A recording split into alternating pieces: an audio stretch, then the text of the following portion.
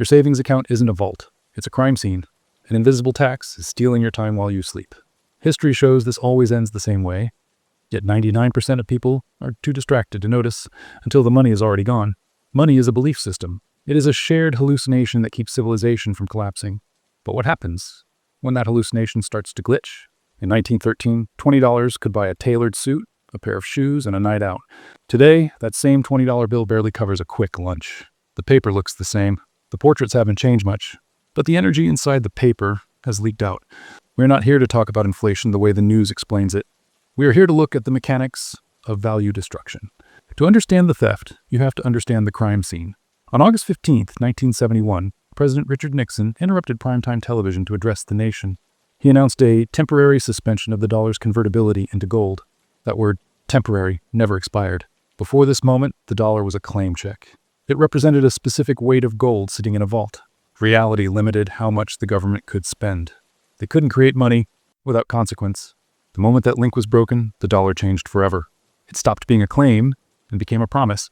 Fiat money, money by decree. Money because the government says so. This single shift moved the entire global economy, from hard limits to endless debt. When money is backed by nothing, it can be printed endlessly. And history shows that whenever a government can print money, it eventually will. Printing is easier than taxing. Taxes are visible. Inflation is invisible. You see taxes on your paycheck and get angry. You feel inflation at the grocery store and blame the store. Rarely do you blame the printer. Every dollar you hold is someone else's debt. Money is created when loans are issued. If all debt were paid off tomorrow, most of the money supply would disappear. This creates a trap. To grow the economy, more money is required. To create more money, more debt is required. The system can never stop expanding. Now imagine the entire economy as a single pizza. That pizza represents all goods and services, houses, labor, factories, energy.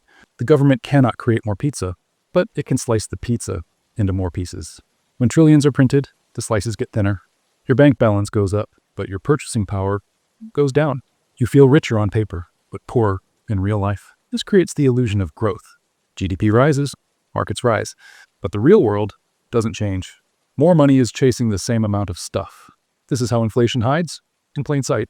New money does not spread evenly. It flows through the system in a specific order. Governments get it first. Banks get it next. Corporations get it after that. They spend it before prices rise. They buy assets, land, stocks, real estate. By the time the money reaches wages, prices have already adjusted. You receive the money last. You pay higher prices with old income. This is how wealth quietly transfers upward, from savers to debtors, from workers to asset owners. This pattern is not new. Rome diluted silver coins to fund empire expansion. Weimar Germany printed marks to pay war debts. Zimbabwe printed trillion-dollar bills that became worthless overnight. The sequence never changes. Governments overspend. They print the difference. Trust erodes. Currencies collapse. The US dollar has avoided this fate longer than others. Not because it's stronger, but because it's global. The world uses dollars for trade and energy. That demand allows inflation to be exported abroad, but no system escapes gravity forever.